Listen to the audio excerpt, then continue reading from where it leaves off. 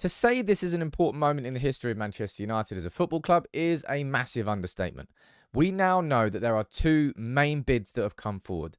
The Qatari bid led by Sheikh Jassim bin Hamad Al Thani and the INEOS bid, Sir Jim Ratcliffe's INEOS. Both of them want to complete a takeover of Manchester United. What I'm going to do in this video is stick to the facts. It's not going to be a video with my opinion in. I'm going to run through everything that we know about the plans, from the statements, from the bids themselves, and how and why they are definitely different types of bids. And I would explain everything in this video. So if you do learn a thing or two by the end of it, make sure you subscribe, because I'm going to be covering this takeover in as much detail as possible here on United People's TV. We've waited nearly 20 years for it. I'm definitely going to cover it properly. Now, let's run through these two bids.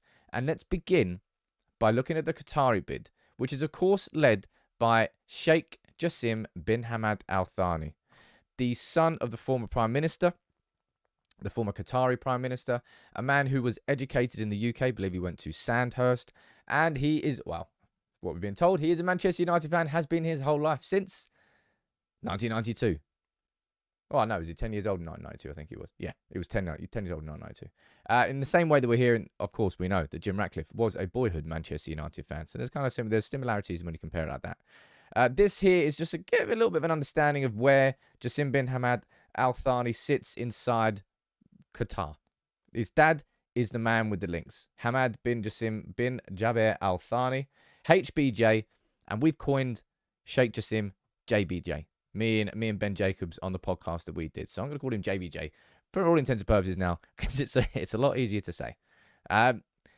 He's got a very quiet profile inside Qatar, which I think is quite an interesting standpoint on this. But the main thing that we need to speak about and run through for both of these bids to fairly compare them are the two statements that they released. This is the statement from the Qatari bid. Sheikh Jassim bin Hamad Al Thani today confirmed his submission of a bid for 100% of Manchester United Football Club. And that is one immediate difference between this Qatari bid and Jim Ratcliffe's INEOS, because that bid is only for 69. I'm going to run through their bid in a minute. I'm going to run through this one first, just so we don't get confused. The bid plans to return the club to its former glories, both on and off the pitch, and above all, will seek to place the fans at the heart of Manchester United Football Club once more. The bid will be completely debt-free. Now, again, if we're looking at words that are in one statement and aren't in another, that's not something that INEOS have pledged. That's not something that INEOS have discussed. And we know full well that there are different financing structures to both of these deals. The bid will be completely debt-free via Sheikh Jassim's 92 Foundation. By the way, the 92 Foundation does not have any links to the class of 92. It's just a smartly named new organisation that the money is going to be funneled through, right?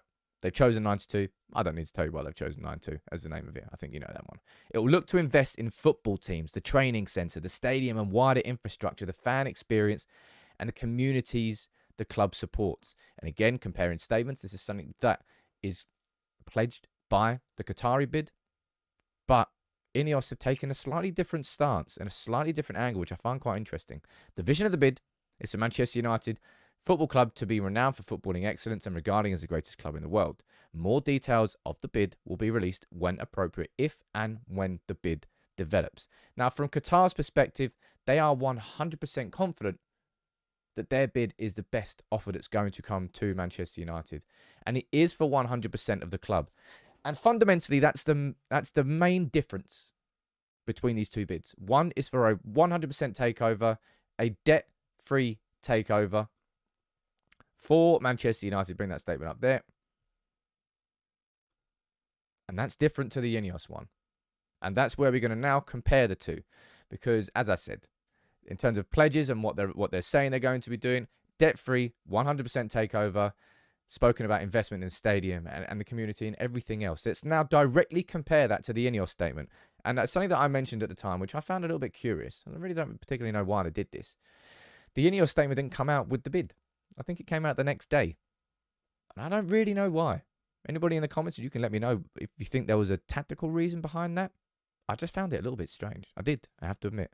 This is the INEOS statement. We can confirm that Sir Jim Ratcliffe and INEOS have submitted a bid for majority ownership of Manchester United Football Club. We would see our role as the long-term custodians of Manchester United on behalf of the fans and the wider community. We are ambitious and highly competitive, and we want to invest in Manchester United and make them the #1 club in the world again.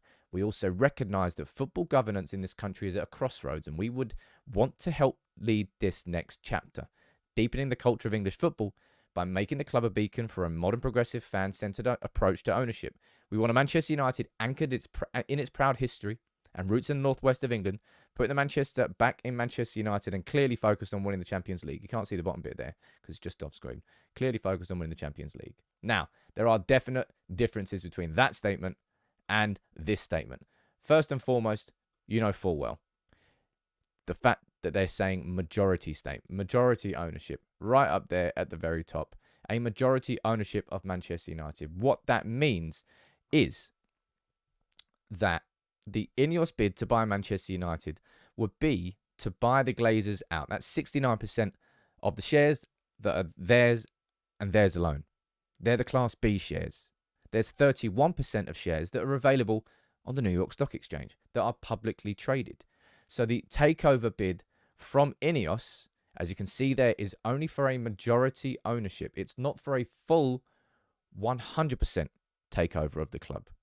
That's a big difference straight away. For United fans, some United fans, it's a big point of concern. And Bao mentioned it in the podcast this week, and I think that's kind of fair, is that we don't really know what would happen with that 31% in the future. Who's to say that they can't then all of a sudden, bit by bit, be bought up and swept up, a bit like how the Glazers ended up sweeping up parts of Manchester United until they reached a point where they had to put in a full takeover control bid. That's a fair point, I think. Definitely has concerns. It doesn't mean that this Jim Ratcliffe and INEOS bid is completely dead in the water. It's just, it is a very different structure of a bid. 100% completely debt-free, 69% and not debt-free. Now, this is obviously the second and probably more important point to discuss. So, Goldman Sachs has been lined up by Jim Ratcliffe and INEOS to help finance this bid to take over the club. Does that mean Manchester United would have more debt on the books? No. However, we don't know the true structure of this debt refinancing. The logic is INEOS would take a big loan, pay off all of Manchester United's debt. The debt is cleared. They then absorb that debt into INEOS's books, and it becomes INEOS's liability and not Manchester United's anymore.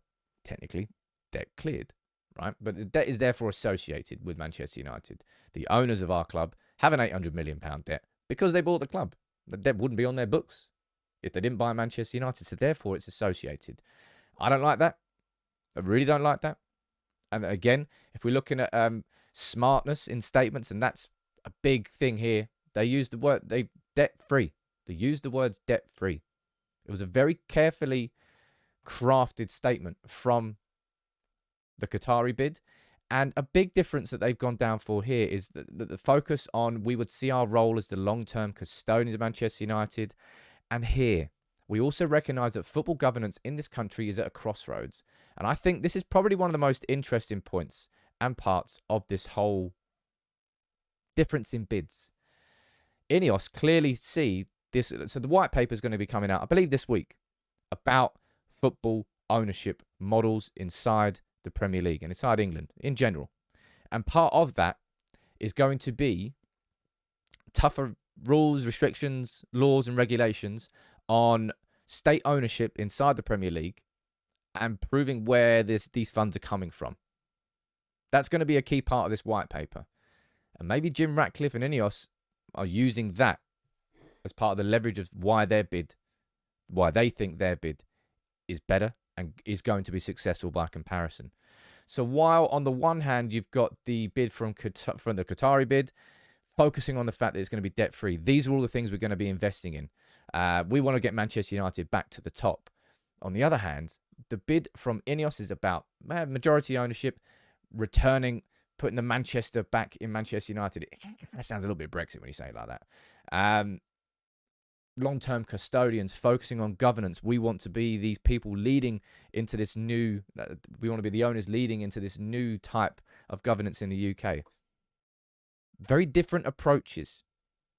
One approach almost feels more geared towards kind of giving the fans exactly what they want to hear, and the other one is almost more like a it feels a little bit legislative, like more from a business sense, more maybe from a legal sense. But it's definitely two approaches. And as I said, the structure of the two bids are different completely as well. One's 100%, one's 69%. One would be completely debt-free. One would not be debt-free, but not necessarily debt that's leveraged onto the club. Now, of course, there's something else that's emerged, and that's Elliott Group, the US hedge fund, offering the Glazers maybe another way out of this. And Gary Neville spoke about this after the game against Leicester at the weekend. This is what he said. I think what scares Manchester United fans most at this moment in time is the feeling that this Manchester United ownership, the Glazer family, are running this process to drive a massive price up to try and somehow establish a level that means that two of them can stay in and the rest of the family that want out can be bought out by, say, for instance, an American fund who wouldn't mind owning a minority or a sort of, if you like, significant share, but not the whole entirety of the share. That is the biggest concern. I think the absolute emphasis at this moment in time from all Manchester United fans is that this has got to be the end of the Glazer ownership. That cannot be forgotten, right? In all the debates and everything that we've got going on here about Qatari bid, about the Jim Ratcliffe bid, about INEOS, about which bid is better, do not lose sight of the fact that getting the Glazers out remains the utter priority. And that's why everyone has concerns when we're seeing Elliott Group, who, of course, basically like ran AC Milan into the ground. And the fact that they might be giving the Glazers a way out. It's dangerous. It's very dangerous. Quite scary, actually. In terms of what happens next, I found this part quite curious. So the Premier League has actually ended a relationship with Hanover Communications. It's a PR agency, I believe. And they worked previously with the Premier League. However, Hanover Communications worked on the Qatari bid announcement, and therefore, due to a conflict of interest, the Premier League stopped doing that. They prepared themselves, I suppose, just in case it goes to the point where the Qatari bid ends up winning. Now, what happens next is a big question that you're going to ask, and I'm sure we'll cover this in a bit more detail in a separate video. But this is what The Athletic has said in the latest update. Bidders are under the impression the owners want this resolved before the start of summer transfer window. We already know they want it ended by Q1, end of Q1. End of March. The next stage is to see if any other bidders publicly emerge. And as I said, we know full well that this was a soft deadline. It's not a hard deadline. There could be more bidders that come forward. Let's find out if that happens. The Athletic has previously reported that two of the Glazer siblings, and I've just covered that, the fact that they might look for investment and might somehow try and worm a way to keep hold of this club. It cannot be allowed to happen. As such, the bidding parties remain uncertain as to whether the offer of a minority stake, if it arrives, may ultimately appeal more to them. And you see this mad, oh, stop attacking the Glazers. Stop, man. Fuck right off, man. I'm not saying physically attack them. I'm not inciting violence here. But what I'm saying is you've ran this club into the ground. You're offended that bids come out and say they want to take Manchester United back to the top and it's going to be debt-free. Well, shit me. How about you ran the club properly and then you wouldn't get so offended by people calling out the utter truth on your ownership and exposing it. But comparing the two bids there, see if I can zoom down a little bit there. There we go. Fundamentally, they are quite different bids as well. In the wording, in the approach, they're different. Now, I will be doing videos this week scrutinizing both any potential Qatari takeover and also Jim Ratcliffe and INEOS. I'll do it fairly. I'll scrutinize them all. I reiterate what I've said multiple times. We have to make sure that whatever happens next, it is best for Manchester United. What that is definitely getting rid of the Glazers. And you can make your own opinion up of what I've presented in this video. And I will continue to cover it in as much detail as I possibly can. But this story is far from over. In fact, it's only just begun. And there may be more bidders that emerge. Where do you stand on the Qatari bid? Where do you stand on the INEOS bid? You can let me know in the comments below. I hope you've learned a thing or two in this video. Make sure you do subscribe and become part of the community. I'd love to have you on board. But Qatari and INEOS bids, where's your preference?